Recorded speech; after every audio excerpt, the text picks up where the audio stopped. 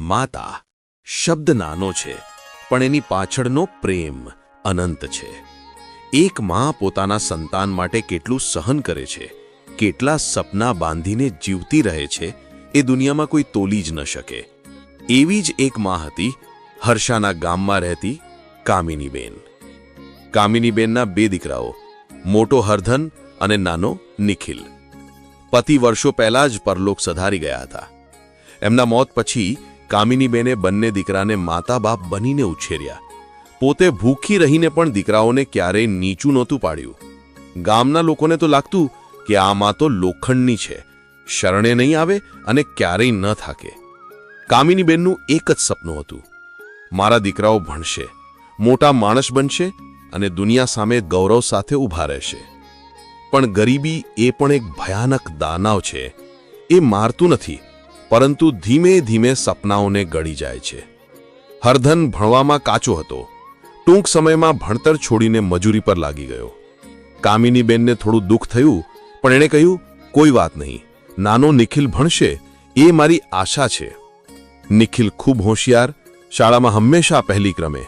શિક્ષક પણ કહી જતા કે આ છોકરો એક દિવસ ગામનું નામ રોશન કરી નાખશે.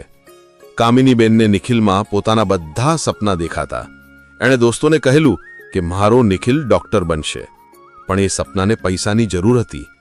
કામિનીબેન ગામમાં ઘરેથી બનાવેલું પાપડ, ચીયું, અથાણું વેચતી. દિવસભર મહેનત, રાત્રે દીકરાઓ માટે શુદ્ધ ખોરાક. એની આંખોમાં સવાર સાંજ એ જ પ્રાર્થના કે હે ઈશ્વર, મારા દીકરાના પગ કદી ન લડખડે. સમય પસાર થયો. નિખિલે 12મા ધોરણમાં ટોપ કર્યું અને તેમને બિગ સિટીના મેડિકલ કોલેજમાં એડમિશન મળ્યું. એ દિવસે કામિનીબેનનું હૃદય ખુશીથી ખીલી ઉઠ્યું. એની આંખોમાં આંસુ, પણ આનંદના. ગામમાં મીઠાઈ વેચાઈ. લોકો બોલ્યા, કામિની, તું જીતી ગઈ, તારું સપનું પૂરું થવાનું છે. પણ ભાગ્યને ક્યારેક ખુશી ગમતી નથી. પૈસા ઓછા પડવા લાગ્યા. કોલેજની ફી, હોસ્ટેલ, પુસ્તકો. હરધન જે કમાતો એ ઓછું પડતું. કામિનીબેને પોતાના વિવાહના આભૂષણ પણ ગીરવી મૂકી દીધા. મારા દીકરા માટે તો હું આત્મા પણ વેચી દઈશ, એ કહ્યું. નિખિલે મેડિકલ કોલેજમાં મહેનતને શીર્ષે ચડાવી. દિવસ રાત ભણતર. મમ્મી, હું ડોક્ટર બનીને તને નવી જિંદગી આપીશ, એ ફોન પર કહેતો. કામિનીબેને ફોનને છાતી પર મૂકી આંખો મીચીને કલ્પના કરતી. સફેદ કોટમાં તેનો દીકરો, એની બાજુમાં ઊભેલી એ માં જેને આજે દરેક નિખિલની માં તરીકે ઓળખશે. એને પોતાની ઓળખ સંતાનમાં જોઈતી હતી.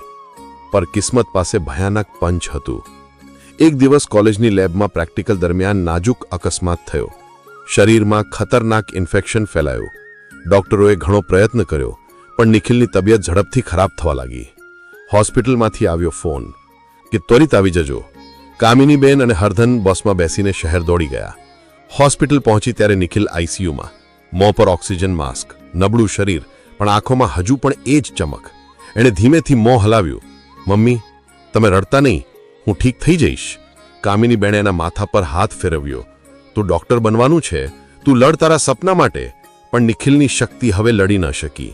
શરીરે હાર માની અને એક શાંત પડે મશીનોનો અવાજ ધીમા પડ્યા. ડોક્ટર બહાર આવ્યા અને એણે માફી માંગી. નિખિલ નથી રહ્યો. હોસ્પિટલનો ફ્લોર આંસુથી ભીનો. કામિનીબેનને લાગ્યું કે એની આત્મા એ દિવસે મરી ગઈ. એ રડતી નહોતી, એ ચીસો પાડતી નહોતી, એ ફક્ત ખાલી થઈ ગઈ હતી. પાછા ગામ આવતા લોકો મળીને શાંતિ આપતા રહ્યા, પણ કામિનીબેનના કાન સુધી કોઈ શબ્દ પહોંચતો નહોતો. નિખિલનો લાવેલો સફેદ કોટ કામિનીબેન છાતી પર મૂકીને બેઠી રહી. કોટ પર લખેલું ડોક્ટર નિખિલ. એ કોટ એણે આંખો પર મૂકીને કહ્યું, મારું સપનું તો કહે પૂરું થવાનું હતું, પણ કિસ્મતે મને અધૂરા પાને મૂકી દીધી. મેં દીકરાને ડોક્ટર બનાવવા માટે બધું કર્યું, પણ એ મારો ઉપચાર કરવા પહેલા જ ચાલ્યો ગયો. દિવસો પસાર થયા, ઘરમાં શાંતિ નહીં, ફક્ત સ્મૃતિઓની ચીસો. કામિનીબેન રોજ એના રૂમમાં જતી. પુસ્તકો પર ધૂળ હટી જતી, પણ મન પરની ધૂળ ક્યારેય જતી નથી.